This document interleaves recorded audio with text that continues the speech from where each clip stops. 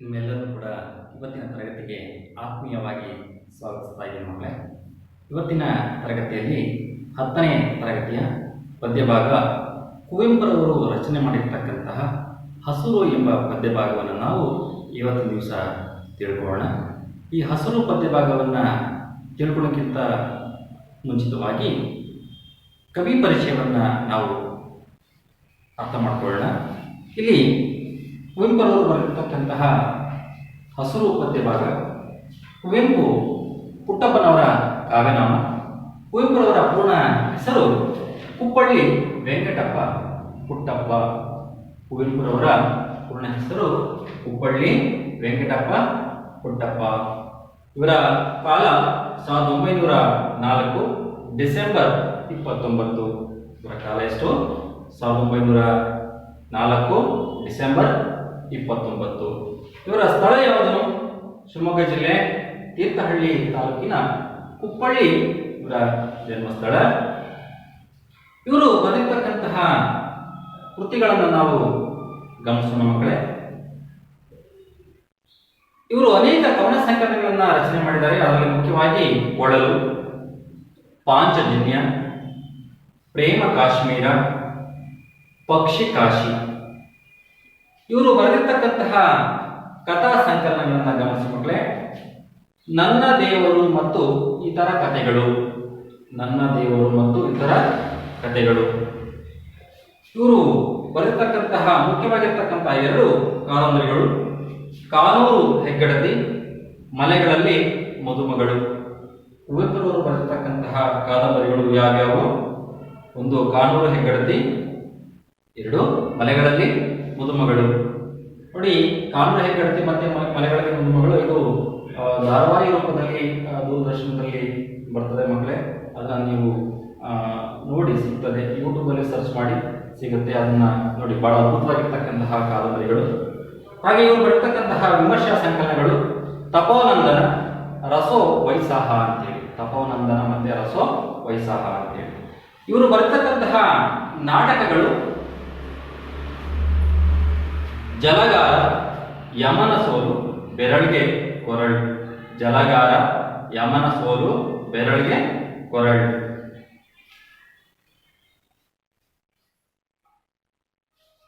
ಹಾಗೆ ಆತ್ಮ ಕತೆ ನೆನಪಿನ ದೋಣಿಯಲ್ಲಿ, ನೆನಪಿನ ದೋಣಿಯಲ್ಲಿ, ನೆನಪಿನ ದೋಣಿಯಲ್ಲಿ ಇವರ ಆತ್ಮಕಥನ.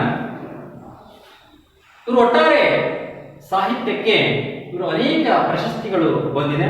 ಅದರಲ್ಲಿ ಮುಖ್ಯವಾಗಿ ಶ್ರೀರಾಮಾಯಣ ದರ್ಶನ ಮಹಾಕಾವ್ಯಕ್ಕೆ ಇವರಿಗೆ ಕೇಂದ್ರ ಸಾಹಿತ್ಯ ಅಕಾಡೆಮಿ ಪ್ರಶಸ್ತಿ ಬಂದಿದೆ. ಹಾಗೆ 1968ರಲ್ಲಿ ಜ್ಞಾನಪೀಠ ಪ್ರಶಸ್ತಿ ದೊರಕಿದೆ. ಕನ್ನಡ ಸಾಹಿತ್ಯದ ಜ್ಞಾನಪೀಠ ಪ್ರಶಸ್ತಿ ತಂದುಕೊಡುವಲ್ಲಿ ಕುವೆಂಪುರವರ ಪಾತ್ರ ಬಹಳ ಗಣನೀಯವಾಗಿರ್ತಕ್ಕಂತಹ ಒಂದು ಸಾಹಿತ್ಯ ಕ್ಷೇತ್ರದಲ್ಲಿ ಕೃಷಿಯನ್ನ ಮಾಡಿದ್ದಾರೆ ಅಂತ ನಾವು ಗಮನಿಸಬಹುದು ಮಕ್ಕಳೇ. ಅಷ್ಟೇ ಅಲ್ಲದೆ ರಾಷ್ಟ್ರಕವಿ ಎಂಬ ವಿಧಾನಕ್ಕೂ ಕೂಡ ಪಾತ್ರರಾಗಿದ್ರು ಅಂತ ಹೇಳಿ. ನಾವು ಕನ್ನಡ ಸಾಹಿತ್ಯದಲ್ಲಿ 3 ಜನ ಅಗ್ರಗಣ್ಯರಾಗಿರ್ತಕ್ಕಂಥ ರಾಷ್ಟ್ರಕವಿಗಳನ್ನು ನಾವು ನೋಡ್ತೀವಿ. ಅದರಲ್ಲಿ ಮೊದಲಿಗರು ರಾಷ್ಟ್ರಕವಿ ಎಂ ಗೋವಿಂದಪ್ಪಯ್ಯವರು, 2ನೇವರು ಕುವೆಂಪುರವರು, 3ನೇವರು GS ಶಿವರುದ್ರಪ್ಪನವರು. ಇಲ್ಲಿ ಅದರ ಜೊತೆಗೆ ಇವರು ಪಂಪ ಪ್ರಶಸ್ತಿ, ಪದ್ಮವಿಭೂಷಣ ಮತ್ತೆ ಗೌರವ ಡಾಕ್ಟರೇಟ್ ಪ್ರಶಸ್ತಿಯು ಕೂಡ ಇವರಿಗೆ ಲಭಿಸಿದೆ ಮಕ್ಕಳೇ. ಕುವೆಂಪುರವರನ್ನ ಕನ್ನಡ ಸಾಹಿತ್ಯದ ಮೇರು ಕವಿಯರಲ್ಲಿ ಇವರು ಕೂಡ ಒಬ್ಬರು.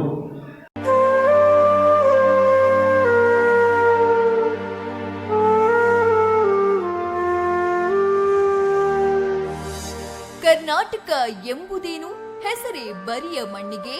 ಮಂತ್ರ ಕಣ, ಶಕ್ತಿ ಕಣ, ತಾಯಿ ಕಣ, ದೇವಿ ಕಣ, ಬೆಂಕಿ ಕಣ, ಸಿಡಿಲು ಕಣ, ಕಾವ ಕೊಲ್ಲುವ ಒಲವ ಬಲವ ಪಡೆದ ಚಲವ ಚಂಡಿ ಕಣ, ಋಷಿಯ ಕಾಣ್ಬ ಕಣ್ಣಿಗೆ.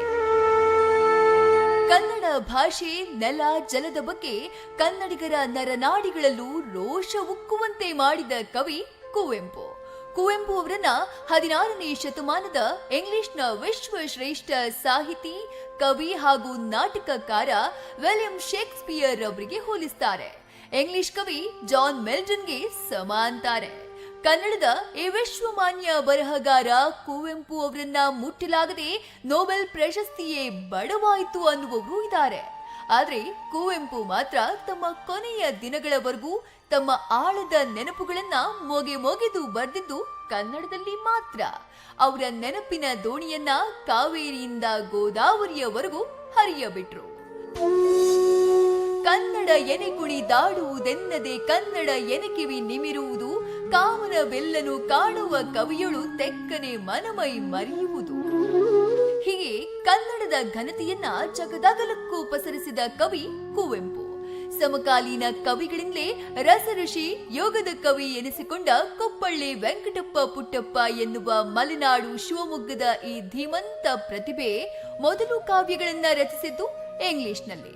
ಬಿಗಿನರ್ಸ್ ಮ್ಯೂಸ್ ಎನ್ನುವ 6 ಕವನಗಳ ಮೂಲಕ ಕುವೆಂಪು ಸಾಹಿತ್ಯ ಲೋಕಕ್ಕೆ ಅಭೂತಪೂರ್ವ ಪದಾರ್ಪಣೆ ಮಾಡಿದ್ರು. ಆದ್ರೆ ಕುವೆಂಪು ಎಂಬ ಅಕ್ಷರ ಲೋಕದ ದಿವ್ಯ ಪ್ರಭೆಯನ್ನ ಕನ್ನಡದ ಕಡೆಗೆ ಹೊರಳಿಸಿದ್ದು ಮಾತ್ರ ಇಂಗ್ಲಿಷ್ ವಿದ್ವಾಂಸ ಜೇಮ್ಸ್ ಕಜಿನ್. ನೀನು ಇದೇ ಕಾವ್ಯಗಳನ್ನ ನಿನ್ನ ಮಾತೃಭಾಷೆಯಾದ ಕನ್ನಡದಲ್ಲಿ ರಚಿಸುವುದು ಸಾಧ್ಯವಾದ್ರೆ ನೀನೊಬ್ಬ ಅದ್ಭುತ ಕವಿಯಾಗಬಹುದು ಅಂದಿದ್ರು ಜೇಮ್ಸ್ ಕಜಿನ್. ಅವರ ಅದೊಂದು ಮಾತು ಕನ್ನಡಿಗರ ಪಾಲಿಗೆ ಅಕ್ಷರಶಃ ವರವಾಗಿತ್ತು. ಯಾಕಂದ್ರೆ ಆ ಕ್ಷಣ ಕುವೆಂಪು ಕನ್ನಡವನ್ನ ಆರಿಸಿಕೊಂಡಿದ್ದಲ್ಲ, ಕನ್ನಡವೇ ಕುವೆಂಪು ಎಂಬ ಮೇರು ಪ್ರತಿಭೆಯನ್ನ ಆರಿಸಿಕೊಂಡಿತ್ತು. ತನ್ನ ಮಡಿಲಿನಲ್ಲಿ ಮಲಗಿಸಿ ಜೋಗುಳ ಹಾಡಿತ್ತು. ಹುಟ್ಟಿದ್ದು ಮಲೆನಾಡ ಸೆರಗಿನಲ್ಲಿ ನಳನಳಿಸುವ ಪಶ್ಚಿಮ ಘಟ್ಟಗಳ ನಡುವೆ ಇರುವ ತೀರ್ಥಹಳ್ಳಿ ಸಮೀಪದ ಕೊಪ್ಪಳ್ಳಿಯಲ್ಲಿ. ಹೆಚ್ಚಿನ ವಿದ್ಯಾಭ್ಯಾಸಕ್ಕಾಗಿ ಮಲೆನಾಡು ಶಿವಮೊಗ್ಗವನ್ನ ತೊರೆದು ಅರಮನೆ ನಗರಿ ಮೈಸೂರಿಗೆ ಬರ್ತಾರೆ. ಐತಿಹಾಸಿಕ ಮಹಾರಾಜ ಕಾಲೇಜಿನಲ್ಲಿ ವ್ಯಾಸಂಗ ಮಾಡ್ತಾರೆ. ಶಿಕ್ಷಣದ ಜೊತೆಗೆ ಕುವೆಂಪು ಅವರು ಧ್ಯಾನಿಸಿದ್ದು ಕೇವಲ ಕನ್ನಡವನ್ನ ಮಾತ್ರ. ಬಾರಿಸು ಕನ್ನಡ ಡಿಂಡಿಮವ, ಓ ಕರ್ನಾಟಕ ಹೃದಯ ಶಿವ ಎನ್ನುವ ತಮ್ಮ ಮೊನಚಾದ ಸಾಲುಗಳ ಮೂಲಕ ಸತ್ತಂತಿಹರನ್ನು ಬಡಿದೆಚ್ಚರಿಸಿದ ಮಹಾನ್ ಕ್ರಾಂತಿಕಾರಿ ಕವಿ ಕುವೆಂಪು. ತಮ್ಮ ಸಾಹಿತ್ಯದ ಮೂಲಕ ಸಮಾನತೆಯ ಹರಿಕಾರರಾದವರು ಕುವೆಂಪು. ಜಾತಿ ಪದ್ಧತಿ ಹಾಗೂ ಮೌಢ್ಯದ ವಿರುದ್ಧ ಜಾಗೃತಿ ಮೂಡಿಸಿದ ಸಾಮಾಜಿಕ ಕ್ರಾಂತಿಕಾರಿ ಕುವೆಂಪು. ಕನ್ನಡದ ಕೀರ್ತಿ ಪತಾಕೆಯನ್ನ ಹಾರಿಸಿದವರು ಕುವೆಂಪು. ಕನ್ನಡಿಗರ ಶ್ರೇಷ್ಠತೆಯನ್ನ ಸಾರಿದವರು ಕುವೆಂಪು. ಸರ್ವ ಜನಾಂಗದ ಶಾಂತಿಯ ತೋಟ, ರಸಿಕರ ಕಂಗಳ ಸೆಳೆಯುವ ನೋಟ, ಹಿಂದೂ ಕ್ರೈಸ್ತ ಮುಸಲ್ಮಾನ, ಪಾರಸಿಕ ಜೈನರು ಧ್ಯಾನ, ಜನಕನ ಹೋಲುವ ದೊರೆಗಳ ಧಾಮ, ಗಾಯಕ ವೈಣಿಕರ ರಾಮ. ಉದಯ ರವಿಯ ಮರದಡಿಯಲ್ಲಿ ಕುಳಿತು ಕುವೆಂಪು ರಚಿಸಿದ ಸಾಹಿತ್ಯ ಕೃತಿಗಳು ಕನ್ನಡಕ್ಕೆ ವಿಶ್ವ ಮಾನ್ಯತೆಯನ್ನ ತಂದುಕೊಟ್ಟಿವೆ. ಎಲ್ಲಾ ಪ್ರಕಾರದ ಸಾಹಿತ್ಯ ರಚಿಸಿದ ಕನ್ನಡದ ಏಕೈಕ ಅಕ್ಷರ ಸಂತ ಅಂದ್ರೆ ಅದು ಕುವೆಂಪು ಮಾತ್ರ. ಈ ಆಧುನಿಕ ವಾಲ್ಮೀಕಿಯ ಕೃತಿ ಶ್ರೀ ರಾಮಾಯಣ ದರ್ಶನಂ ಕನ್ನಡದ ಮುಕುಟಕ್ಕೆ ಮೊಟ್ಟ ಮೊದಲು ಜ್ಞಾನಪೀಠ ಪ್ರಶಸ್ತಿಯ ಗರಿಯನ್ನ ತೊಡಿಸಿತ್ತು, ಹಿರಿಮೆಯನ್ನ ಮೂಡಿಸಿತ್ತು. ಕುವೆಂಪು ಅವರು ಪುರೋಹಿತ ಶಾಹಿಯ ಕಡು ವಿರೋಧಿ. ಜಾತಿರಹಿತ ಸಮಾಜ, ಮೌಢ್ಯ ರಹಿತ ಸಮಾಜವೇ ಅವರ ಕನಸಾಗಿತ್ತು. ಹೀಗಾಗಿ ಅವರು ಮಂತ್ರ ಮಾಂಗಲ್ಯ ಎನ್ನುವ ಹೊಸ ವಿವಾಹ ಮಾದರಿಯನ್ನೇ ಪರಿಚಯಿಸಿದ್ರು. ಅವರ ಕ್ರಾಂತಿಕಾರಿ ಹೆಜ್ಜೆಗಳು ಜಗತ್ತನ್ನೇ ಬೆರಗುಗೊಳಿಸುತ್ತವೆ. ಇದೇ ಕಾರಣಕ್ಕೆ ಕುವೆಂಪು ಅವರ 113ನೇ ಹುಟ್ಟುಹಬ್ಬಕ್ಕೆ ಗೂಗಲ್ ಕೂಡ ಸೀಮೋಲ್ಲಂಘನ ಮಾಡಿತ್ತು. ವಿಶ್ವ ಮಾನವ ಸಂದೇಶ ಸಾರಿದ ಕನ್ನಡದ ಅಕ್ಷರ ಗಾರುಡಿಗನ ಜನ್ಮದಿನವಾದ ಡಿಸೆಂಬರ್ 29ನ್ನ ವಿಶ್ವ ಮಾನವ ದಿನವನ್ನಾಗಿ ಆಚರಿಸುವಂತೆ ಸಂದೇಶ ಕೊಟ್ಟಿತ್ತು. ಮೈಸೂರಿನ ಇತಿಹಾಸ ಪ್ರಸಿದ್ಧ ಮಹಾರಾಜ ಕಾಲೇಜಿನಲ್ಲಿ ಅಧ್ಯಾಪಕರಾಗಿದ್ದ ಕುವೆಂಪು ಅವರು ಕನ್ನಡವನ್ನ ಬೆಳೆಸಿದ ರೀತಿ ನಿಜಕ್ಕೂ ಅನನ್ಯ. ಅವರ ಕನ್ನಡ ಪ್ರೀತಿ ಸದಾ ಜಾಗೃತವಾಗಿರ್ತಿತ್ತು. ಬದುಕು ಹಾಗೂ ಬರಹ ಎರಡೂ ವಿಭಿನ್ನವಾಗಬಾರದು ಅನ್ನುವುದನ್ನ ಗಾಢವಾಗಿ ನಂಬಿದ್ದವರು ಕುವೆಂಪು. ಹೀಗಾಗಿ ತಮ್ಮ ಮಕ್ಕಳಿಗೂ ಕನ್ನಡದಲ್ಲೇ ಶಿಕ್ಷಣ ಕೊಡಿಸಿದ ಕನ್ನಡದ ಕಾಯಕ ಯೋಗಿಯವರು.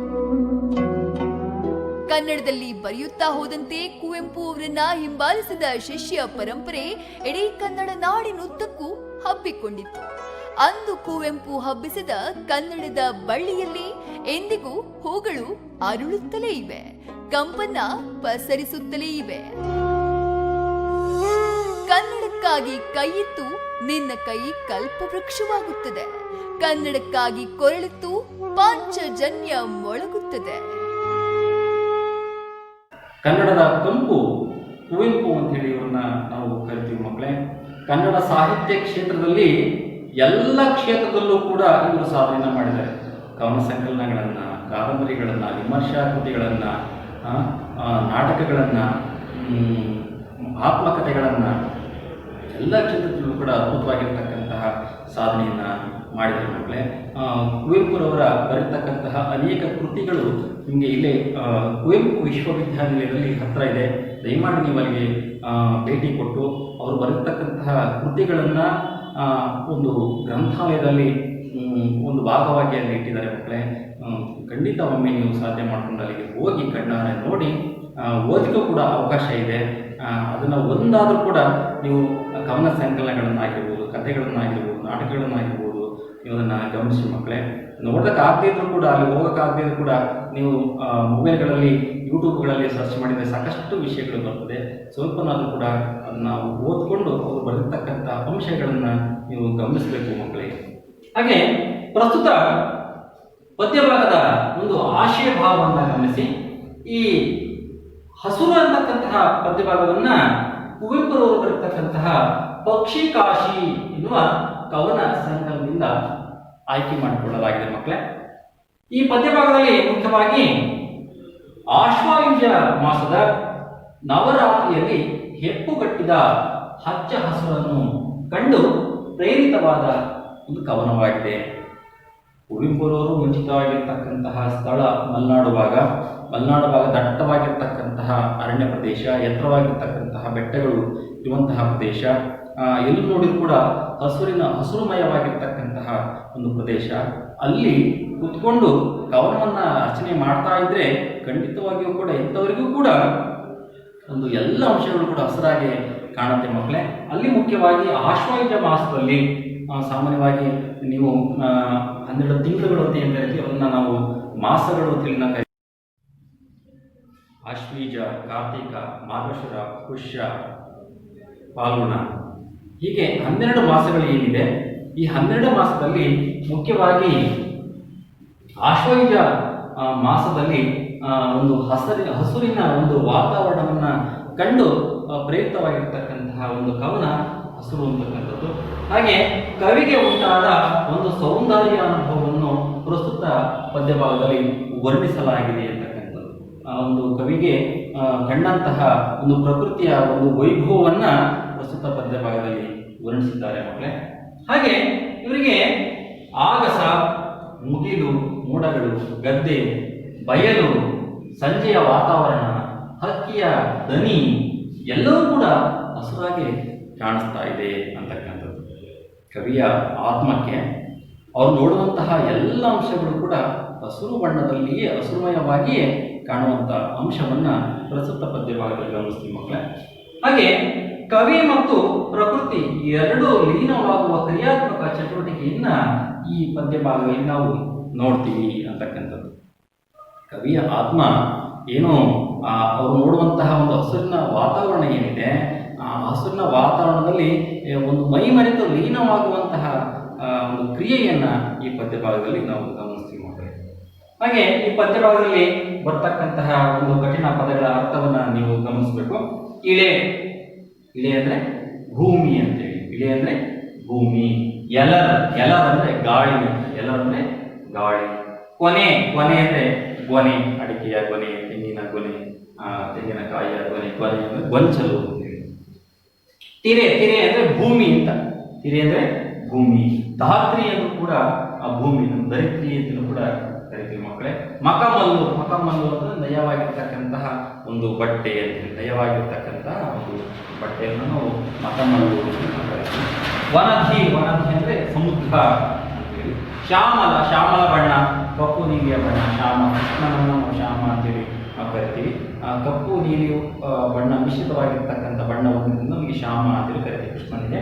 ಈ ಶ್ಯಾಮಲ ಅಂತಂದರೆ ಒಂದು ಕಪ್ಪು ನೀಲಿ ಇಷ್ಟವಾಗಿರ್ತಕ್ಕಂಥ ಬಣ್ಣವನ್ನು. ಹಾಗೆ ಶಾಲಿವನ, ಶಾಲಿವನ ಭತ್ತದ ಗದ್ದೆ. ಪರೀಕ್ಷಾ ದೃಷ್ಟಿಯಿಂದ ಇದನ್ನು ಕೇಳಿದರೆ ಪದಗಳ ಶಾಲಿವನ ಅಂದ್ರೆ ಏನು ಅಂತೇಳಿ, ಭತ್ತದ ಗದ್ದೆ ಅಂತೇಳಿ. ಹೊಸ ಪಚ್ಚೆ, ಇದು ಎಳೆಯ ಚಿಗುರು, ಎಳೆಯ ಚಿಗುರನ್ನು ನಾವು ಹೊಸ ಪಚ್ಚೆ ಅಂತೇಳಿ ನಾವು ಕರಿತೀವಿ ಮಕ್ಕಳೇ. ನೋಡಿ, ಈ ಹಸುರು ಅಂತಕ್ಕಂತಹ ಏನು ಪದ್ಯಭಾಗ ಏನಿದೆ, ಇದು ಪದ್ಯಭಾಗವೇ ಹೇಳುವಂತೆ ಒಂದು ಹಸುರಿನ ಬಣ್ಣದ ಬಗ್ಗೆ, ಒಂದು ಕವಿಗೆ ಯಾವ ರೀತಿಯಾಗಿ ವಾತಾವರಣದಲ್ಲಿ ಪ್ರಕೃತಿಯಲ್ಲಿ ಏನೆಲ್ಲ ಕಾಣಿಸ್ತಾ ಇದೆ ಎಲ್ಲವೂ ಕೂಡ ಹಸುರುಮಯವಾಗಿ ಕಾಣ್ತಾ ಇದೆ. ಆ ಪದ್ಯಭಾಗದ ಒಂದು ಆಶಯವನ್ನ ನಾವು ತಿಳ್ಕೊಳ್ಳೋಕ್ಕಿಂತ ಮುಂಚಿತವಾಗಿ ಒಂದು ಸಾರಿ ಈ ಪದ್ಯಭಾಗವನ್ನ ನಾವು ನೋಡೋಣ ಮಕ್ಕಳೇ. ಪುಟ ಸಂಖ್ಯೆ 129, ಪದ್ಯ 5, ಹಸುರು. ರಚನಾಕಾರರು ಕುವೆಂಪು. ನವರಾತ್ರಿಯ ನವಧಾತ್ರಿಯ ಈ ಶ್ಯಾಮಲ ವನದಿಯಲಿ ಹಸುರಾದುದು ಕವಿಯಾತ್ಮಂ ರಸಪಾನ ಸ್ನಾನದಲ್ಲಿ. ನವರಾತ್ರಿಯ ನವಧಾತ್ರಿಯ ಈ ಶ್ಯಾಮಲ ವನದಿಯಲಿ ಹಸುರಾದುದು ಕವಿಯಾತ್ಮ ರಸಪಾನ ಸ್ನಾನದಲ್ಲಿ. ಹಸುರಾಗಸ ಹಸುರು ಮುಗಿಲು ಹಸುರು ಗದ್ದೆಯ ಬಯಲು ಹಸುರಿನ ಮಲೆ ಹಸುರು ಕಣಿವೆ ಹಸುರು ಸಂಜೆ ಈ ಬಿಸಿಲು. ಆಶ್ವೀಜದ ಶಾಲಿವನದ ಗಿಳಿಯದೆ ಬಣ್ಣದ ನೋಟ ಅದರೆಡೆಯಲಿ ಬನದಂಚಲಿ ವನವೆತ್ತಡಿಕೆಯ ತೋಟ. ನವರಾತ್ರಿಯ ನವಧಾತ್ರಿಯ ಈ ಶ್ಯಾಮಲ ವನದಿಯಲಿ ಹಸುರಾದುದು ಕವಿಯಾತ್ಮ ರಸಪಾನ ಸ್ನಾನದಲ್ಲಿ.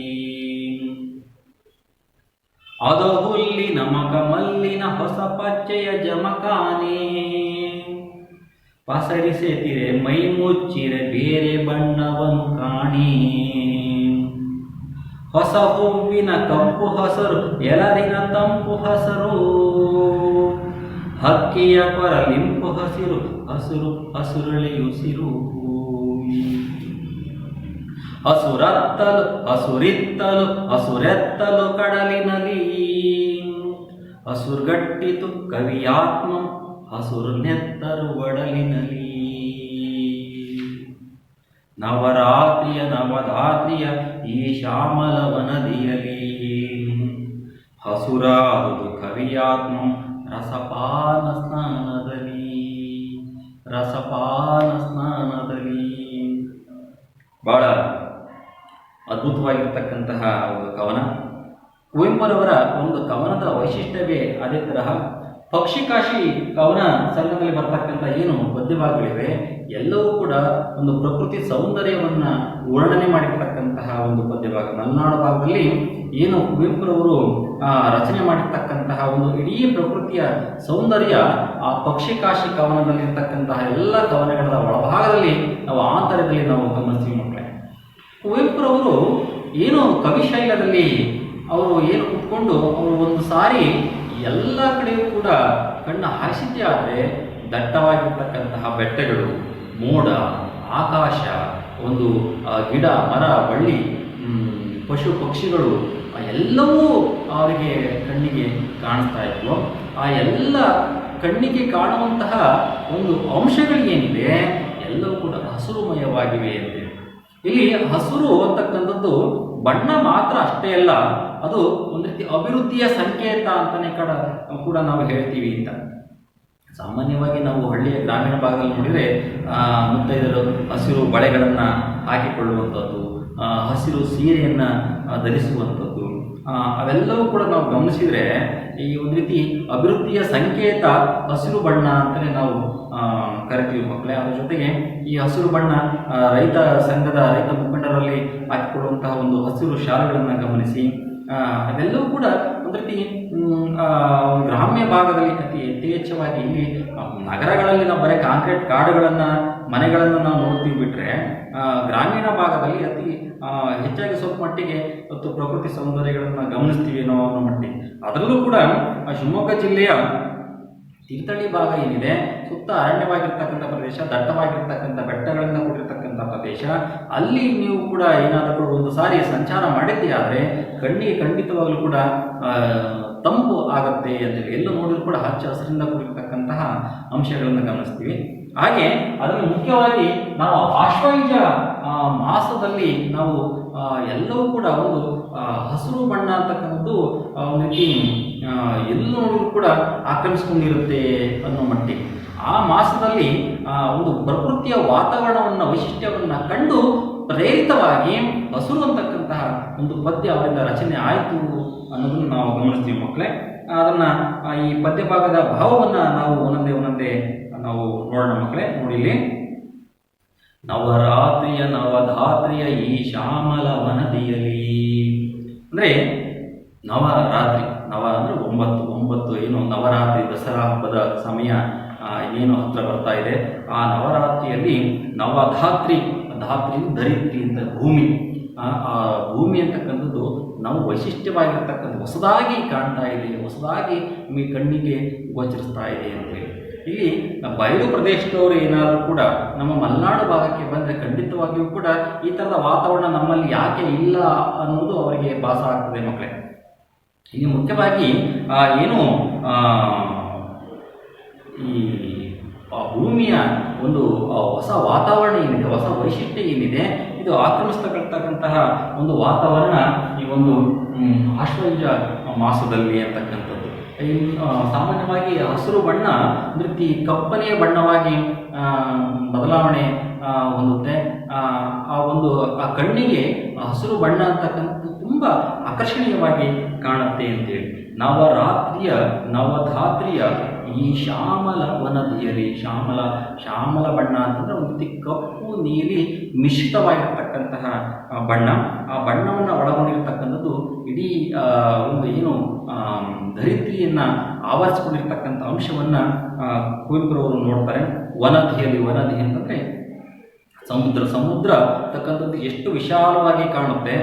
ಎಲ್ಲೂ ನೋಡಿದ್ರು ಕೂಡ ಸಮುದ್ರದ ನೀರಿನಿಂದ ಏನು ಆಕ್ರಮಿಸಿಕೊಳ್ಳುತ್ತೆ, ಅಲ್ಲಿ ಅಂತ್ಯ ಯಾವುದು ಆದಿ ಯಾವುದು ಅನ್ನೋದೇ ಗೊತ್ತಾಗೋದಿಲ್ಲ.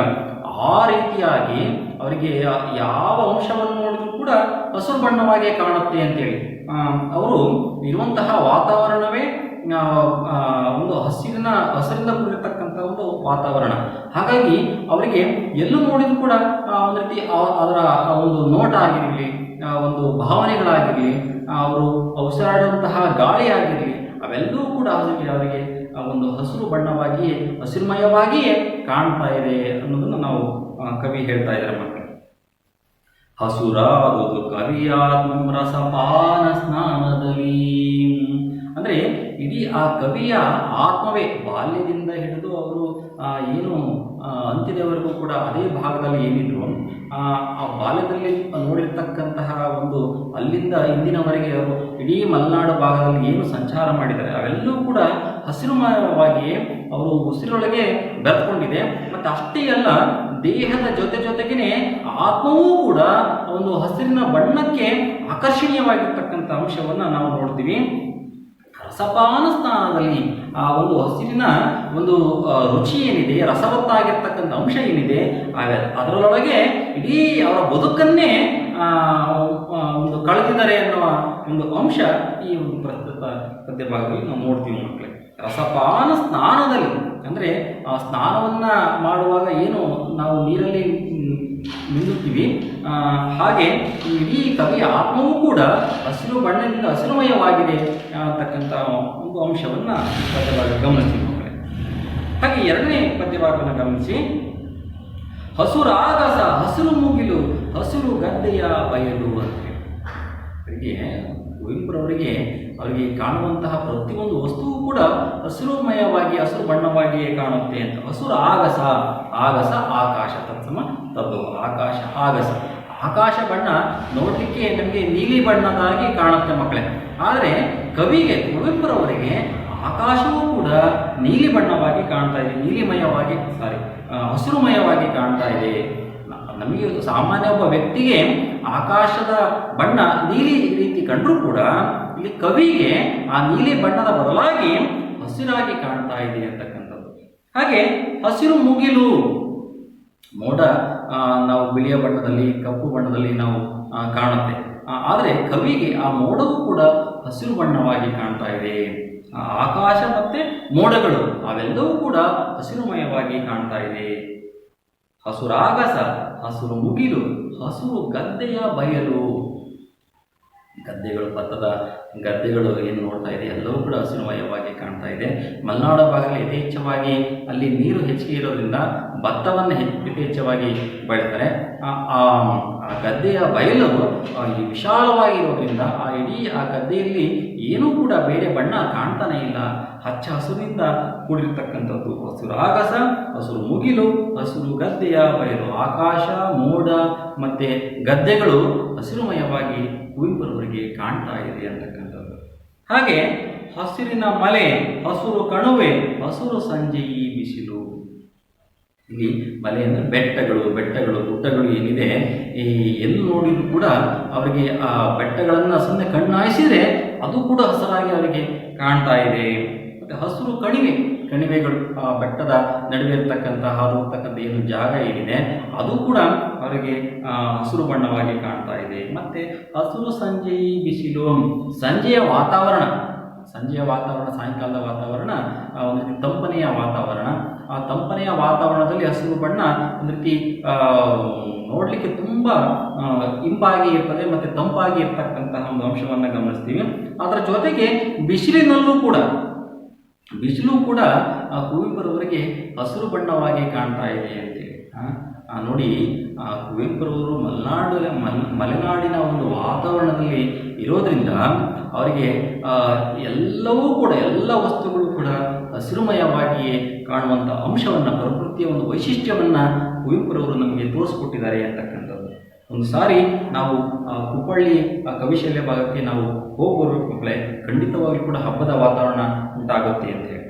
ಅದ್ರ ಜೊತೆಗೆ ನೋಡಿ, ಮುಂದಿನ ಭಾಗದಲ್ಲಿ ಆಶ್ವಾಯುಜ ಶಾಲಿವನದ ಗಿಳಿಯದೆ ಬಣ್ಣದ ನೋಟ.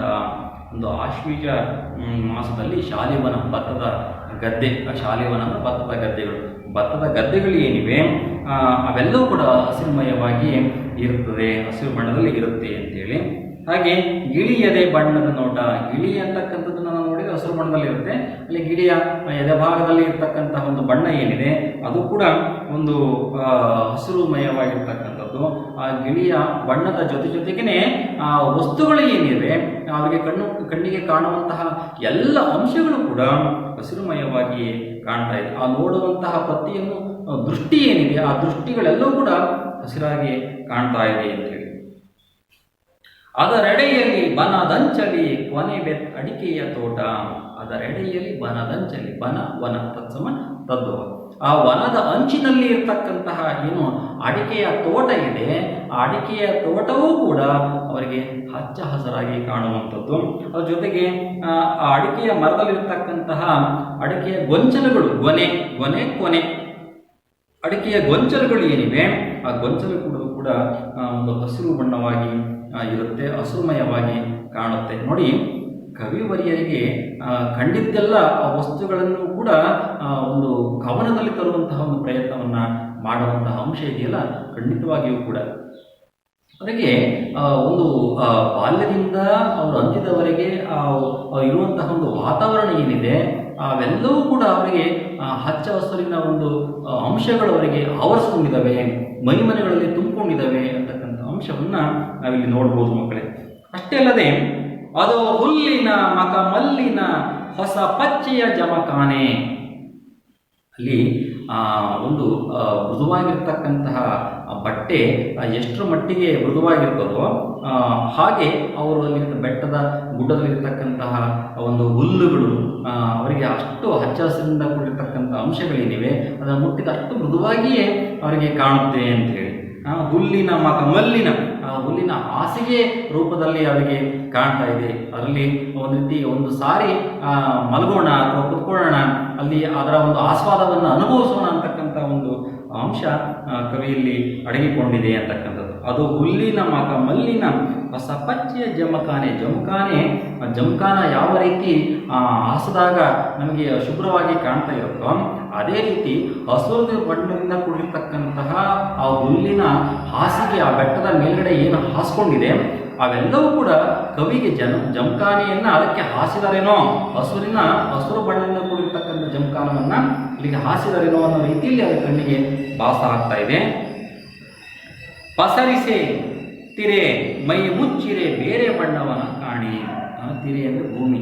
ಆ ಭೂಮಿಯ ಮೈ ಮೇಲೆ ಹಸಿರು ಬಣ್ಣದ ಜಮಖಾನೆಯನ್ನು ಹಾಸಿದರೇನೋ ಅನ್ನೋ ಮಟ್ಟಿಗೆ ಕವಿಗೆ ಕಾಣ್ತಾ ಇದೆ. ಆ ಬೆಟ್ಟಗಳು, ಗುಡ್ಡಗಳು ಅವೆಲ್ಲವೂ ಕೂಡ ಹಸಿರುಮಯವಾಗಿ ಇರೋದ್ರಿಂದ ಆ ರೀತಿಯಾಗಿ ಅವರಿಗೆ ಕಾಣ್ತಾ ಇದೆ.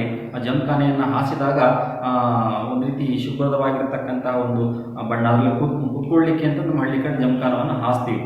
ಅದೇ ರೀತಿಯಾಗಿ ಕುವೆಂಪುರವರಿಗೆ ಹಸಿರು ಬಣ್ಣದಿಂದ ಕೂಡಿರ್ತಕ್ಕಂತಹ ಜಮಖಾನವನ್ನು ಆ ಬೆಟ್ಟ ಗುಡ್ಡಗಳಲ್ಲಿ ಹಾಸಿದ್ರೂ ಅನ್ನೋ ಮಟ್ಟಿಗೆ ಅವರಿಗೆ ಭಾಸ ಆಗ್ತಾ ಇದೆ. ಬೇರೆ ಬಣ್ಣವನ್ನೇ ಬೇರೆ ಬಣ್ಣ ಅವರಿಗೆ ಕಾಣಿಸ್ತಾನೇ ಇಲ್ಲ. ಪ್ರಕೃತಿಯಲ್ಲಿ ಕಾಮನ ಬಿಲ್ಲುಗಳನ್ನು ನೋಡಿದಾಗ ನೀವು ಅನೇಕ ಬಣ್ಣಗಳನ್ನು ನೀವು ನೋಡ್ತೀರಿ. ಆದರೆ ಕುವೆಂಪುರವರಿಗೆ ಒಂದು ಹಸಿರು ಬಣ್ಣದ ಒಂದು ವೈಶಿಷ್ಟ್ಯವನ್ನು ಬಿಟ್ಟರೆ ಅವರಿಗೆ ಅವ್ರ ಕಣ್ಣಿಗೆ ಬೇರೆ ಯಾವುದೂ ಕೂಡ ಬಣ್ಣಗಳನ್ನು ಕಾಣ್ತಾ ಇಲ್ಲ. ಅದರ ಅರ್ಥ ಏನಪ್ಪ ಅಂತಂದರೆ ಹಸಿರು ಬಣ್ಣ ಅಭಿವೃದ್ಧಿಯ ಸಂಕೇತ.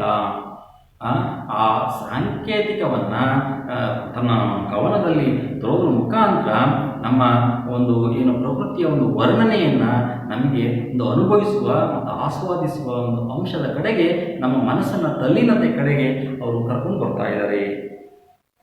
ಅಷ್ಟೇ ಅಲ್ಲ, ಹೊಸ ಹೂವಿನ ತಂಪು ಹಸಿರು, ಎಲರಿನ ತಂಪು ಹಸಿರು, ಹಕ್ಕಿಯ ಕೊರಲಿಂಪು ಹಸಿರು, ಹಸಿರು ಹಸಿರಳಿ ಉಸಿರು.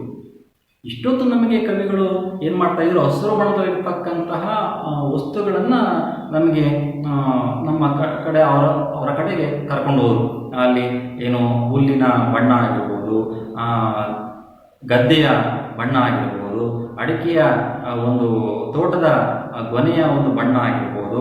ಅವೆಲ್ಲದರ ಜೊತೆಗೆ ಈಗ ಕವಿಯ ಆತ್ಮ ಅಂತಕ್ಕಂಥದ್ದು ಎಲ್ಲವೂ ಕೂಡ ಹಸಿರು ಬಣ್ಣದಲ್ಲೇ ಲೀನವಾಗಿರೋದ್ರಿಂದ, ಅವರ ಮೈಮನಗಳಲ್ಲಿ ತುಂಬಿಕೊಂಡಿರೋದ್ರಿಂದ ಅವೆಲ್ಲವೂ ಕೂಡ ಅವರಿಗೆ ಹಸಿರುಮಯವಾಗಿ ಕಾಣ್ತಾ ಇದೆ ಅನ್ನೋದಕ್ಕೆ ಹೊಸ ಹೂವಿನ ಕಂಪು ಹಸಿರು. ಈಗ ಸಾಮಾನ್ಯವಾಗಿ ಹೂವಿನ ಕಂಪು ಬೇರೆ ಬೇರೆ ಬೇರೆ ಸುವಾಸನೆ ಭರಿತವಾಗಿ ಇರ್ತವೆ. ನಮ್ಮ ಸಾಮಾನ್ಯ ಮನುಷ್ಯರಿಗೆ ಏನಾಗ್ತದೆ, ಆ ಹೂವಿನ ವಾಸನೆ, ಒಂದು ಕಂಪಿನ ವಾಸನೆ ಬೇರೆ ರೀತಿಯಾಗಿ ಇರ್ತದೆ. ಆದರೆ ಕುವೆಂಪುರವರಿಗೆ ಆ ಒಂದು ಹೂವಿನ ಕಂಪು ಕೂಡ ಅದು ಕೂಡ ಅವರಿಗೆ ಹಸಿರು ಬಣ್ಣದ ರೀತಿಯಲ್ಲಿ ಅವರಿಗೆ ಗೋಚರಿಸುತ್ತೆ ಅನ್ನೋದು ನೋಡಿ ಅವರಿಗೆ ಎಷ್ಟರ ಮಟ್ಟಿಗೆ ಒಂದು ಹಸಿರಿನ ಬಣ್ಣ ಒಂದು ಮೈಮನಗಳಲ್ಲಿ ಆವರಿಸ್ಕೊಂಡಿತ್ತು. ಮತ್ತು ಪ್ರಕೃತಿಯ ಒಂದು ವೈಶಿಷ್ಟ್ಯ ಯಾವ ರೀತಿಯಾಗಿ ಒಬ್ಬ ಮನುಷ್ಯನನ್ನು ಬದಲಾವಣೆಯ ಕಡೆಗೆ ಕರ್ಕೊಂಡು ಹೋಗುತ್ತೆ ಅನ್ನೋದು ಕೂಡ ನಾವು ನೋಡ್ತೀವಿ ಮಕ್ಕಳೇ. ಒಬ್ಬ ವ್ಯಕ್ತಿ ಒಂದೇ ಕಡೆ ಇದ್ದಾಗ ಏಕಾಂಗಿಯಾಗಿ ಇರಲಿಕ್ಕೆ ಸಾಧ್ಯತೆ ಇಲ್ಲ. ಆದರೆ ಒಬ್ಬ ಮನುಷ್ಯ ಪ್ರಕೃತಿಯ ಕಡೆಗೆ ತನ್ನನ್ನು ತಾನು ಅರ್ಪಣೆ ಮಾಡಿಕೊಂಡಾಗ ಖಂಡಿತವಾಗಿಯೂ ಕೂಡ ಅವನ ಆರೋಗ್ಯ ಸುಸ್ಥಿರವಾಗಿರುತ್ತೆ. ಅವನ ಆತ್ಮವು ಕೂಡ ಅನೇಕ ಆ ವ್ಯಕ್ತಿಗಳಲ್ಲಿ ಅನೇಕ ಪರಿವರ್ತನೆಗಳಾಗ್ತವೆ, ಬದಲಾವಣೆಗಳಾಗ್ತವೆ. ಅವೆಲ್ಲವೂ ಕೂಡ ನಾವಿಲ್ಲಿ ನೋಡಬೇಕಾಗ್ತದೆ ಮಕ್ಕಳೇ. ಹೊಸ ಹೂವಿನ ಕಂಪು ಹಸಿರು, ಎಲರಿನ ತಂಪು ಹಸಿರು. ಎಲ ಅಂದರೆ ಗಾಳಿ ಅಂತೇಳಿ. ಅವರು ಸುತ್ತಾಡುವಂತಹ ಸಂದರ್ಭದಲ್ಲಿ ಅವರು ಏನು ಸೇವಿಸ್ತಾ ಇದ್ದಾರೆ ಗಾಳಿಯನ್ನು, ಆ ಗಾಳಿಯೂ ಕೂಡ ಅವರಿಗೆ ಹಸಿರುಮಯವಾಗಿಯೇ ಅವರು ಕಾಣ್ತಾ ಇದೆ. ನೋಡಿ, ಅವರ ಒಂದು ಏನು ವಾಸ ಮಾಡ್ತಕ್ಕಂತಹ ಒಂದು ಕವಿಶೈಲದ ಭಾಗ ಏನಿದೆ ಅವೆಲ್ಲವೂ ಕೂಡ ಹಸಿರುಮಯವಾಗಿರ್ತಕ್ಕಂಥದ್ದು. ಆ ಮುಟ್ಟುವ ವಸ್ತುಗಳೆಲ್ಲವೂ ಕೂಡ ಗಿಡ, ಮರ, ಬಳ್ಳಿ ಎಲ್ಲವೂ ಕೂಡ ಹಸಿರುಮಯವಾಗಿರ್ತಕ್ಕಂಥದ್ದು. ಅಂತಹ ಸಂದರ್ಭದಲ್ಲಿ ಅವರ ಒಂದು ಏನು ಸೇವಿಸ್ತಾ ಇರ್ತಕ್ಕಂತಹ ಒಂದು ಗಾಳಿ ಏನಿದೆ, ಈ ಗಾಳಿಯೂ ಕೂಡ ಅವರಿಗೆ ಹಸಿರುಮಯವಾಗಿ ಕಾಣ್ತಾ ಇದೆ. ಅದು ಕವಿಯ ಒಂದು ಕಲ್ಪನೆಯ ಒಂದು ಅಂಶವಾಗಿದ್ದರೂ ಕೂಡ ನಾವು ಯಥೇಚ್ಛವಾಗಿ ನಾವು ಯಾವ್ಯಾವ ಕಡೆಗೆ ನಾವು ಅಲ್ಲಿರ್ತೀವಿ ಅಲ್ಲಿಯ ಒಂದು ಅಂಶಗಳು ಯಥೇಚ್ಛವಾಗಿ ನಮ್ಮ ಒಂದು ಮನಸ್ಸನ್ನು ಆಕರ್ಷಣೆ ಮಾಡುತ್ತೆ ಅನ್ನೋದಕ್ಕೆ ಇದು ನಾವು ಕಾರಣವಾಗಿರ್ತಕ್ಕಂಥ ಅಂಶವನ್ನು ನಾವು ನೋಡ್ಬೋದು ಮಕ್ಕಳೇ. ಹಾಗೆಯೇ ಹಕ್ಕಿಯ ಕೊರಲಿಂಪು ಹಸಿರು. ಆ ಪ್ರಕೃತಿಯ ಭಾಗದಲ್ಲಿ ಚಿಲಿಪಿಲಿ ಕೊಡ್ತಕ್ಕಂತಹ ಹಕ್ಕಿಯ ಒಂದು ನಾದ ಏನಿದೆ, ಆ ನಾದವು ಕೂಡ ಹಸಿರುಮಯವಾಗಿ ಕಾಣ್ತಾ ಇದೆ ಅಂತೇಳಿ ನಾವು ಸಾಮಾನ್ಯವಾಗಿ ಹಕ್ಕಿಯ ಒಂದು ಚಿಲಿಪಿಲಿ ಹುಟ್ಟುವ ಒಂದು ನಾದವನ್ನು ಏನು ಕಾಣ್ತೀವಿ, ಕೇಳಲಿಕ್ಕೆ ಎಷ್ಟು ಇಂಪಾಗಿರ್ತದೆ. ಆದರೆ ಇಲ್ಲಿ ಕುವೆಂಪುರವರಿಗೆ ಆ ಮಲೆನಾಡು ಭಾಗದಲ್ಲಿರ್ತಕ್ಕಂತಹ ಪಕ್ಷಿಗಳ ಒಂದು ಕೂಗು ಏನಿದೆ, ಗಾನ ಏನಿದೆ, ನಾದ ಏನಿದೆ, ಅದು ಕೂಡ ಅವರಿಗೆ ಹಸಿರುಮಯವಾಗಿಯೇ ಕಾಣುತ್ತಾ ಇದೆ. ಆದರೆ ನಾವು ತಿಳ್ಕೋಬೇಕಿಲ್ಲಿ, ಇಡೀ ಕುವೆಂಪುರವರ ಮೈಮನಗಳಲ್ಲಿ ಹಸಿರು ಬಣ್ಣ ಅಂತಕ್ಕಂಥದ್ದು ಆವರಿಸಿಕೊಂಡಿದೆ.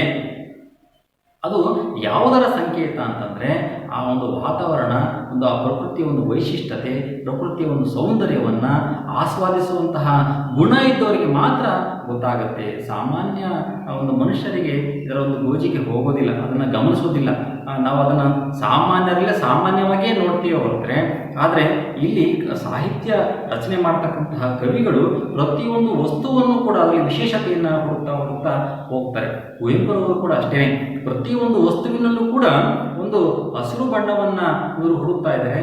ಆ ಹಸಿರು ಬಣ್ಣದ ಜೊತೆಗೆ ಕೊನೆಯ ಭಾಗದಲ್ಲಿ ಆ ಕವಿಯ ಒಂದು ಆತ್ಮವೂ ಕೂಡ ಆ ಬಣ್ಣದ ಜೊತೆಗೆ ಅರ್ಪಣೆ ಮಾಡಿಕೊಳ್ಳುವಂತಹ ಒಂದು ಭಾವ ಇದೆಯಲ್ಲ, ಖಂಡಿತವಾಗಿರ್ತಕ್ಕಂಥ ಒಂದು ಅದ್ಭುತವಾಗಿರ್ತಕ್ಕಂಥ ಅಂಶವನ್ನು ನಾವು ನೋಡ್ತೀವಿ ಮಕ್ಕಳೇ. ಹಕ್ಕಿಯ ಕೊರಲಿಂಪು ಹಸಿರು, ಹಸುರು ಹಸಿರೊಳೆ ಉಸಿರು. ಖಂಡಿತವಾಗಿಯೂ ಕೂಡ ಎಲ್ಲಿ ಹಸಿರಿರುತ್ತೆ ಅಲ್ಲಿ ಶುದ್ಧವಾಗಿರ್ತಕ್ಕಂತಹ ಗಾಳಿ ಇರ್ತದೆ. ಆ ಗಾಳಿಯನ್ನು ಸೇವಿಸಿದಾಗ ಎಂತಹ ವ್ಯಕ್ತಿಗಳು ಕೂಡ ಆರೋಗ್ಯಕರವಾಗಿರ್ತಾರೆ ಮಕ್ಕಳೇ. ಅದಕ್ಕಾಗಿ ನಾವು ಯಥೇಚ್ಛು ಇವತ್ತು ಏನಾಗಿದೆ ಅಂತಂದರೆ ಮರ ಗಿಡ ಬಳ್ಳಿಗಳನ್ನು ಬೆಳೆಸಬೇಕು. ಆದರೆ ಇವತ್ತು ಮನುಷ್ಯನ ಒಂದು ಏನು ಅವನ ಒಂದು ಸ್ವಪ್ರತಿಷ್ಠೆಗಾಗಿ ಪ್ರಕೃತಿ ಅನ್ನೋದನ್ನು ನಾವು ನಾಶ ಮಾಡ್ತಾ ಇದ್ದೀವಿ. ಹಾಗಾಗಿ ಪ್ರಕೃತಿಯನ್ನು ಒಂದು ಇವತ್ತು ಬೆಳೆಸಿಕೊಂಡು ಹೋಗುವಂತಹ ಒಂದು ಅಂಶ ನಮ್ಮಲ್ಲಿ ಮೂಡಬೇಕು. ಆಗ ತಾನಾಗಿಯೇ ಒಂದು ಮನುಷ್ಯನ ಒಂದು ಗುಣಗಳು ಬದಲಾವಣೆ ಆಗ್ತವೆ, ಪರಿವರ್ತನೆ ಆಗ್ತವೆ. ಅವನು ಇರ್ತಕ್ಕಂಥ ವಾತಾವರಣ ಫಸ್ಟ್ ಬದಲಾವಣೆ ಆಗಬೇಕು, ತಾನು ಬದಲಾವಣೆ ಆಗಬೇಕು, ಆ ಕೊನೆಗೆ ಇಡೀ ಸಮುದಾಯವನ್ನು ಬದಲಾವಣೆಯನ್ನು ಮಾಡಿಕೊಳ್ಬೇಕು. ಹಂಗಾದಾಗ ಮಾತ್ರ ಶುದ್ಧವಾಗಿರ್ತಕ್ಕಂಥ ಸಮಾಜ ನಿರ್ಮಾಣ ಆಗುತ್ತೆ. ಪ್ರಕೃತಿ ಎಷ್ಟು ಸೌಂದರ್ಯಪೂರ್ಣವಾಗಿರ್ತದೋ ಅಷ್ಟೇ ರೀತಿಯಾಗಿ ಅವನು ವಾಸ ಮಾಡ್ತಕ್ಕಂತಹ ವಾತಾವರಣ ಶುದ್ಧವಾಗಿರಬೇಕು ಅಂತಕ್ಕಂಥದ್ದು. ಕೊನೆಯ ಭಾಗದಲ್ಲಿ ನೋಡಿ, ಕುವೆಂಪುರವರು ಇಷ್ಟೊತ್ತು ನಮಗೆ ಇಡೀ ಪ್ರಕೃತಿಯಲ್ಲಿರ್ತಕ್ಕಂತಹ ಒಂದು ಹಸಿರು ಬಣ್ಣದ ಒಂದು ವೈಶಿಷ್ಟ್ಯಗಳನ್ನು ಮಾತ್ರ ಹೇಳ್ತಾ ಇದ್ರು. ಕೊನೆಗೆ ನೋಡಿ ಇಲ್ಲಿ ಹಸುರತ್ತಲು ಹಸುರಿತ್ತಲು ಹಸುರೆತ್ತಲು ಕಡಲಿನಲ್ಲಿ. ಆ ಕಡೆ ನೋಡಿದ್ರು ಕೂಡ ಆ ಕಡೆ ನೋಡಿದ್ರು ಕೂಡ ಹಸಿರು ಬಣ್ಣ, ಈ ಕಡೆ ನೋಡಿದ್ರು ಕೂಡ ಹಸಿರು ಬಣ್ಣ. ಎತ್ತೆತ್ತ ಕಣ್ಣು ಹಾಯಿಸಿದ್ರು ಕೂಡ, ದೃಷ್ಟಿಯನ್ನು ಹರಿಸಿದ್ರು ಕೂಡ ಅಷ್ಟು ವಿಶಾಲವಾಗಿ ಕಣ್ಣು ಎಲ್ಲಿಯವರೆಗೆ ದೃಷ್ಟಿಯನ್ನು ಹಾಯಿಸುತ್ತೋ ಅಲ್ಲಿಗೂ ಕೂಡ ಅಲ್ಲಿಯವರೆಗೂ ಕೂಡ ಹಸಿರು ಬಣ್ಣ ಅವರಿಗೆ ಕಣ್ಣಿಗೆ ಗೋಚರಿಸುತ್ತಾ ಇದೆ. ಜೊತೆಗೆ ಕಡಲಿನಲ್ಲಿ, ಕಡಲು ಸಮುದ್ರ ಅಂತಕ್ಕಂಥದ್ದು ಒಂದು ಆದಿ ಅಂತ್ಯ ಇಲ್ಲದಾಗಿ ಎಷ್ಟು ವಿಶಾಲವಾಗಿ ಗೋಚರಿಸುತ್ತೋ ಆ ಕಡಲಿನ ಬಣ್ಣ ಬೇರೆ ಆಗಿರುತ್ತೋ ಆ ಕಡಲಿನ ಬಣ್ಣವೂ ಕೂಡ ಅವರಿಗೆ ಹಸಿರುಮಯವಾಗಿ ಕಾಣ್ತಾ ಇದೆ. ಮುಗಿಲು, ಆಕಾಶ, ಭೂಮಿ ಎಲ್ಲವೂ ಕೂಡ ಹಸಿರು ಬಣ್ಣವಾಗಿ ಅವರಿಗೆ ಗೋಚರಿಸ್ತಾ ಇದೆ. ಎಲ್ಲಿ ನೋಡಿದ್ರು ಕೂಡ ಅವರಿಗೆ ಹಸಿರು ಬಣ್ಣದ ಒಂದು ಸೌಂದರ್ಯಕ್ಕೆ ಅವರು ಒಳಗಾಗಿದ್ದಾರೆ. ಹಸುರು ಗಟ್ಟಿತು ಕವಿ ಆತ್ಮಂ ಹಸುರು ನೆತ್ತರು ಒಡಲಿನಲ್ಲಿ. ನೋಡಿ, ಸಾಮಾನ್ಯವಾಗಿ ವ್ಯಕ್ತಿಯ ಒಂದು ದೇಹದಲ್ಲಿ ಹರಿತಾ ಇರತಕ್ಕಂಥದ್ದು ರಕ್ತದ ಬಣ್ಣ ಕೆಂಪು ಅಂತೇಳಿ ಸಾಮಾನ್ಯವಾಗಿ ನಾವು ನೋಡುವಂಥದ್ದು. ಆದರೆ ಕುವೆಂಪುರವರು ಮೈಯಲ್ಲಿರ್ತಕ್ಕಂತಹ ಒಂದು ರಕ್ತ ಏನಿದೆ ಅದು ಕೂಡ ಧಮನಿಯಲ್ಲೂ ಕೂಡ ಒಂದು ಏನು ಹಸುರಿನ ಬಣ್ಣ ಅವರಿಗೆ ಮೈಗೂಡಿಸ್ಕೊಂಡಿದ್ದಾರೆ ಅಂತಕ್ಕಂಥದ್ದು. ಹಸುರು ಗಟ್ಟಿತು ಕವಿ ಆತ್ಮಂ. ಇಡೀ ಕವಿಯ ಆತ್ಮವೇ ಏನು ಶರೀರ ಆಗಿರ್ಬೋದು, ಕಣ್ಣು ಆಗಿರ್ಬೋದು, ಇಂದ್ರಿಯಗಳು ಆಗಿರ್ಬೋದು, ಅವೆಲ್ಲವೂ ಕೂಡ ಹಸುರಿನ ಒಂದು ವೈಶಿಷ್ಟ್ಯತೆಗಳನ್ನು ಅವರು ಆನಂದಿಸಿದ್ದಾರೆ. ಅವೆಲ್ಲವೂ ಕೂಡ ಜೊತೆಗೇನೆ ಆ ಕವಿಯ ಆತ್ಮವು ಕೂಡ ಒಂದು ಹಸುರಿನ ಒಂದು ಏನು ಬಣ್ಣಕ್ಕೆ ಮಾರು ಹೋಗಿದೆ, ಪ್ರಕೃತಿಯ ಒಂದು ವಿಶಿಷ್ಟತೆಗೆ ಮಾರು ಹೋಗಿದೆ. ಆತ್ಮವು ಕೂಡ ಏನಾಗಿದೆ, ಹಸುರಿನ ಬಣ್ಣದಲ್ಲಿ ಅಥವಾ ಪ್ರಕೃತಿಯಲ್ಲಿ ಲೀನವಾಗಿದೆ. ಜೊತೆಗೆ ಹಸುರು ನೆತ್ತರು ಒಡಲಿನಲ್ಲಿ. ಇಡೀ ಅವರು ಆ ದೇಹದಲ್ಲಿ ಹರಿತಾ ಇರ್ತಕ್ಕಂತಹ ರಕ್ತ ಏನಿದೆ ಅದು ಕೂಡ ಹಸಿರು ಬಣ್ಣದಲ್ಲಿಯೇ ಇದೆ ಅಂತಕ್ಕಂಥದ್ದು. ಅಂದರೆ ಆ ಕುವೆಂಪುರವರು ನೋಡಿರ್ತಕ್ಕಂಥ ಒಂದು ಪ್ರಕೃತಿಯ ಒಂದು ವೈಶಿಷ್ಟ್ಯ, ಒಂದು ಏನು ಬಣ್ಣ, ಹಸಿರು ಬಣ್ಣ, ಅದು ಒಂದು ರೀತಿಯ ಅಭಿವೃದ್ಧಿಯ ಸಂಕೇತ. ಜೊತೆಗೆ ಸಾಂಕೇತಿಕವಾಗಿಯೂ ಕೂಡ ಬಳಕೆ ಮಾಡಿದ್ದಾರೆ. ಜೊತೆಗೆ ಅವರು ಇರ್ತಕ್ಕಂಥ ಒಂದು ವಾತಾವರಣದ ಒಂದು ವಿಶಿಷ್ಟತೆಯೂ ಕೂಡ ತಿಳಿಸಿದ್ದಾರೆ. ಮತ್ತು ಇವತ್ತು ಸಮಾಜ ಯಾವ ರೀತಿಯಾಗಿ ಬದಲಾಗಬೇಕು ಅಂತಕ್ಕಂಥ ಅಂಶದ ಜೊತೆಗೇನೆ ಇವತ್ತು ಮಲೆನಾಡು ಭಾಗದಲ್ಲಿರ್ತಕ್ಕಂತಹ ಒಂದು ಪ್ರಕೃತಿಯ ವೈಶಿಷ್ಟ್ಯತೆಯನ್ನು ನೀವು ಒಂದು ಸಾರಿ ಬಂದು ಕಣ್ಣು ಹಾಯಿಸಿ ಅಂತಕ್ಕಂಥ ಅಂಶವನ್ನು ಕೂಡ ನಮಗೆ ಹೇಳಿದ್ದಾರೆ ಮಕ್ಕಳೇ. ಖಂಡಿತವಾಗಿಯೂ ಕೂಡ ಕುವೆಂಪುರವರು ಬರೆದಿರ್ತಕ್ಕಂತಹ ಪಕ್ಷಿಕಾಶಿ ಕವನ ಸಂಕಲನದಿಂದ ಏನು ಹಸುರು ಅಂತಕ್ಕಂತಹ ಪದ್ಯ ಭಾಗ ಇದೆ, ಭಾಳ ಅದ್ಭುತವಾಗಿರ್ತಕ್ಕಂತಹ ಒಂದು ಕವನ ಅಂತಲೇ ನಾವು ನೋಡ್ಬೋದು ಮಕ್ಕಳೇ. ಈ ಕವನದ ಭಾವವನ್ನು ನೀವು ತಿಳ್ಕೊಂಡ ಮೇಲೆ ನೋಡಿ, ನಿಮಗೆ ಈ ಪದ್ಯ ಭಾಗವನ್ನು ನೋಡಿದ ಮೇಲೆ ಒಂದು ಪ್ರಕೃತಿಯ ಒಂದು ಹಸಿರು ಬಣ್ಣ ಜೀವ ಜಗತ್ತಿಗೆ ಎಷ್ಟು ಮುಖ್ಯ ಅಂತಕ್ಕಂಥದ್ದನ್ನು ಕವಿ ಹೇಳಿದ್ದಾರೆ ಅನ್ನೋದನ್ನು ನೀವು ಅರ್ಥ ಮಾಡಿಕೊಂಡು ಬರ್ಕೊಂಡು ಬರಬೇಕು ಮಕ್ಕಳೇ. ಜೊತೆಗೆ ಈ ಪದ್ಯ ಭಾಗ ಕಂಠಪಾಠಕ್ಕೆ ಇದೆ. ಇಲ್ಲಿ ನೋಡಿ, ಪದ್ಯ ಎರಡನೇ ಪದ್ಯ ಭಾಗ ಹಸುರಾಗಸ ಹಸುರು ಮುಗಿಲು ಹಸಿರು ಗದ್ದೆಯ ಬಯಲು ಅಂತಕ್ಕಂಥ ಪದ್ಯ ಭಾಗ ಏನಿದೆ ಇದು ಕಂಠಪಾಠಕ್ಕೆ ಪದ್ಯ ಇದೆ. ಇದನ್ನು ನೀವು ಕಂಠಪಾಠ ಮಾಡಿಕೊಂಡು ಇದನ್ನು ಬರ್ಕೊಂಡು ಬರಬೇಕು ಮಕ್ಕಳೇ. ಇಷ್ಟು ಈ ಪದ್ಯ ಭಾಗವನ್ನು ನಾವು ನೋಡ್ಕೊಂಡು ಮುಂದಿನ ಪದ್ಯ ಭಾಗದಲ್ಲಿ ಮತ್ತೆ ಭೇಟಿಯಾಗೋಣ. ಧನ್ಯವಾದಗಳು.